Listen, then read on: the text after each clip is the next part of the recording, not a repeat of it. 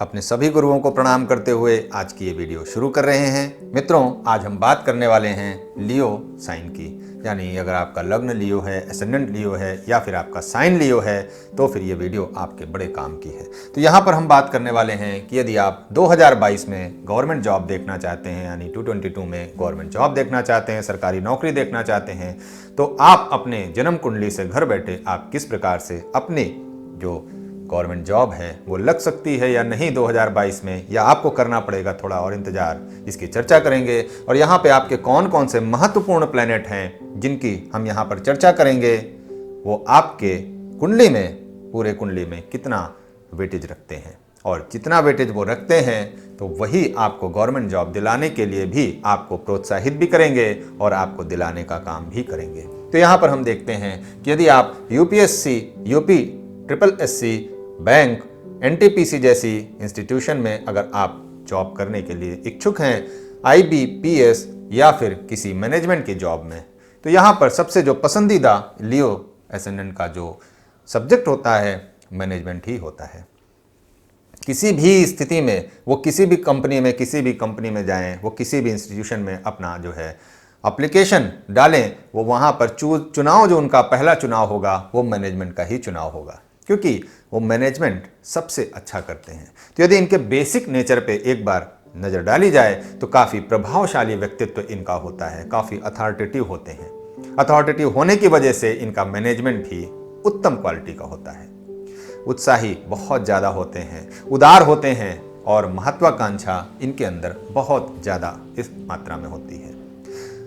इसलिए इनको एक बड़ी समस्या का भी सामना करना पड़ता है, जो उसे नेगेटिव भी कह सकते हैं, कि यहाँ पर उनके जो महत्वाकांक्षा है वो अधिक होने की वजह से यहाँ पर उनको ईगो की प्रॉब्लम भी फेस करनी पड़ती है। दूसरे लोगों को नज़र में, जो दूसरे लोग हैं उनकी नज़र में ये काफ़ी थोड़ा सा प्राउडी कह सकते हैं, इस तरह का भी इनका स्वभाव देखने को मिल जाता है। तो यहाँ पर जब ये जो इनका मैनेजमेंट है वो बहुत अच्छा होता है, तो यहाँ पर ये जो क्वालिटी है इनके अंदर गॉड गिफ्ट के रूप में इनको प्राप्त होती है, तो ये यहाँ पर इसका यूज़ भी अपने जीवन में बहुत ज़्यादा करना चाहते हैं और ये करते हैं। हर चीज़ को मैनेज अच्छे से कर लेते हैं और हर प्रकार की स्थिति से निकलने का रास्ता इनके पास ज़रूर होता है।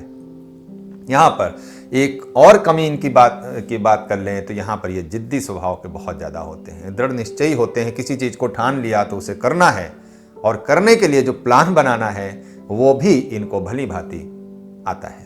तो यहाँ पर थोड़ा सा इनकी क्वालिटी और जो इनकी कमियां हैं उसके विषय में बात हुई। अब यहाँ पर हम बात करते हैं कि सबसे ज़्यादा महत्वपूर्ण प्लैनेट इनकी जो जन्म कुंडली है उसमें कौन रखता है।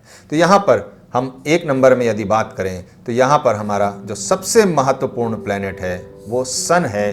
सन लगन लॉर्ड भी होता है, आपके लग्ना का स्वामी भी होता है, और सबसे बड़ी महत्वपूर्ण बात ये होती है कि सूर्य ही हमारे जो सरकारी नौकरी है उसका कारक भी होता है यहाँ पर। तो इसलिए सूर्य की स्थिति आपके जन्म कुंडली में बहुत अच्छी होनी चाहिए। यदि वो यहाँ बैठ जाए,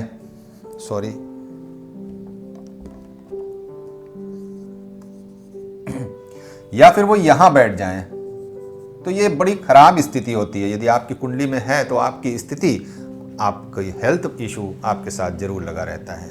यदि वो इस स्थिति में आ जाएं कि जैसे यहाँ पे आ जाते हैं तो ये स्थिति तो आपकी अच्छी होती है, लेकिन ये मैनेजमेंट की दृष्टि से थोड़ा सा वीक पोजीशन यहाँ पर हो जाती है। तो यहाँ पे मैनेजमेंट जैसी फिर जॉब आपको नहीं चूज करनी चाहिए। यहाँ पर कुछ और क्षेत्र आपको चुनाव करना चाहिए जहाँ पर आप सुटेबल तरीके से अपने आप को एडजस्ट कर लें। इसके बाद दूसरी जो नंबर पर पोजीशन आती है वो यहाँ पर आती है मरकरी की। ये सबसे महत्वपूर्ण प्लैनेट हो जाते हैं। यदि आपके सन लगन में बैठ जाएं तो काफ़ी महत्वपूर्ण स्थिति यहाँ पर बन जाती है, काफ़ी स्ट्रांग हो जाती है आपकी पूरी जन्म कुंडली। फिर सारे प्लैनेट को आप दरकिनार करके आप सन को ही यहाँ पर कंसीडर करें और सन की ही स्थिति आपको और मजबूत करके इसके बदौलत आप सरकारी जॉब 2022 में यहाँ प्राप्त कर सकते हैं। आपको गवर्नमेंट जॉब के लिए कोई दिक्कत यहाँ पे नहीं नजर आती यदि आपके सन यहाँ पर बैठे हैं, क्योंकि सन यहाँ पे होंगे तो मरकरी या तो इनके साथ होंगे या फिर मरकरी यहीं पर होंगे। तो इसलिए यहाँ पर मरकरी की पोजीशन भी बहुत ज़्यादा अच्छी बनते हुए दिखाई देती है। लेकिन अगर यहाँ पर मरकरी यहाँ पे आ गए तो फिर भैया थोड़ी सी दिक्कत यहाँ पर आपको ज़रूर हो सकती है। तो मरकरी की पोजीशन और सन की पोजीशन यहाँ नहीं होनी चाहिए, इसे आप ज़रूर देख लें। इसके बाद यदि मरकरी की पोजीशन यहाँ पे आ जाए, बहुत अच्छी पोजीशन होती है, बहुत बहुत अच्छी पोजीशन होती है। अगर मरकरी यहाँ पे हैं तो सन या तो यहाँ होंगे या फिर यहाँ पे होंगे। यहाँ पे हैं तो भी एक अच्छी स्थिति यहाँ पर बनती है सन की, तो इसे भी आप ज़रूर देख लें। अब तीसरे नंबर पे यदि बात करें, हम कौन से प्लेनेट की बात करने वाले हैं? हम बात करने वाले हैं सैटर्न की। सैटर्न हमारे जॉब का जो प्रमुख प्लेनेट है वो होता है, तो इसलिए जॉब के लिए हमें सैटर्न की पोजीशन देखनी है। अगर सैटर्न आपको यहाँ दिखाई दे जाए या फिर मरकरी के साइन में यहाँ पर दिखाई दे जाए तो ये काफ़ी महत्वपूर्ण स्थिति हो जाती है सन की, लेकिन सैटर्न की। अब यहाँ पे सैटर्न हमारे जो है यहाँ बैठ जाते हैं तो यहाँ पे हमें बहुत ज़्यादा दिक्कतों का सामना करना पड़ता है। यदि सैटर्न यहाँ बैठ जाए तो भी आपकी कुंडली यहाँ पर शनि की दृष्टि से काफ़ी कमज़ोर हो जाती है। चौथे नंबर पे जो हमारा प्लेनेट है वो हमारा वीनस प्लेनेट होता है, यानी शुक्र ग्रह। तो शुक्र ग्रह आपको जो जॉब है, जो आपकी अथॉरिटी है, इसे काफ़ी इम्पॉर्टेंट जो आपकी कुंडली है यहाँ पर अपना रोल प्ले करते हैं। और यहाँ पर वीनस की स्थिति यदि यहाँ पर हो जाए, अब मान लीजिए कि सूर्य आपकी कुंडली में यहाँ बैठे हुए हैं, मरकरी की पोजीशन यहाँ पे है या यहाँ पे है, तो वीनस की पोजीशन या तो यहाँ पे होगी या फिर यहाँ पे होगी।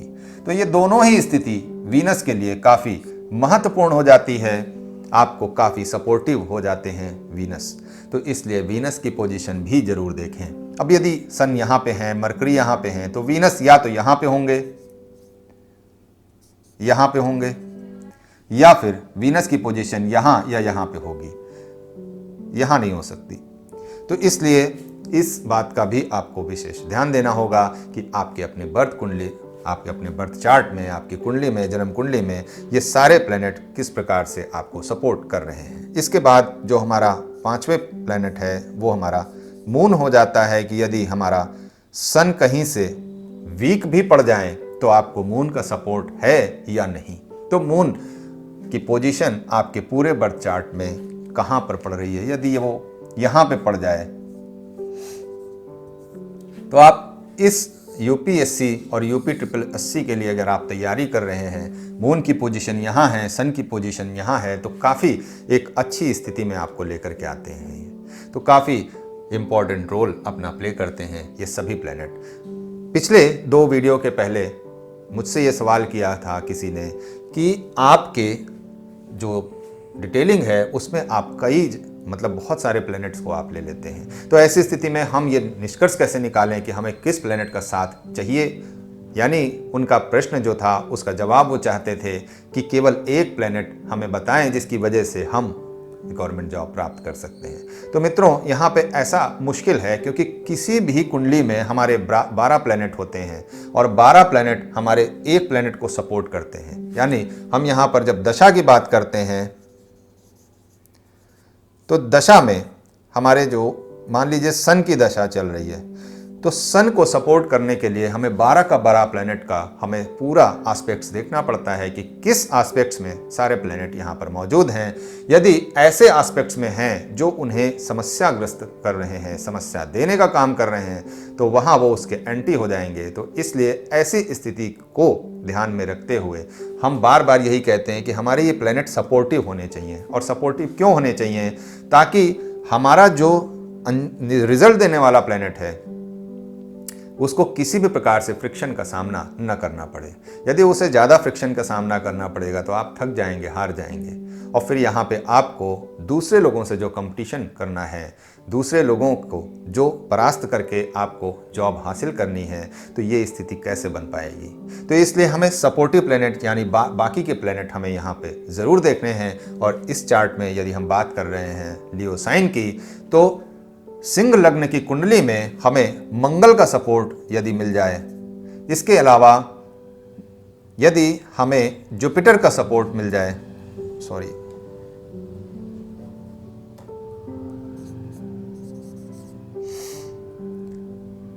और इन दोनों प्लैनेट का भी यदि सपोर्ट मिल जाए तो ये भी आपके गवर्नमेंट जॉब दिलाने के काफ़ी नज़दीक आपको ला करके खड़ा कर देते हैं। तो यहाँ पर आपको काफ़ी अच्छे से आपको समझ में आया होगा कि हमने किस प्रकार से इस तरह से जो है प्लैनेट को आपको बताया है कि आप बड़ी आसानी से अपनी कुंडली में इन प्लैनेट्स की स्थिति को जरूर देख लें और स्थिति देख करके आप ये निर्णय कर सकते हैं कि आपको गवर्नमेंट जॉब मिल रही है या फिर आपको दिक्कतों का सामना करना पड़ रहा है। तो मंगल की पोजीशन यदि यहाँ पे आ जाती है तो ये काफ़ी इंपॉर्टेंट रोल अपना प्ले करेंगे अपने समय में।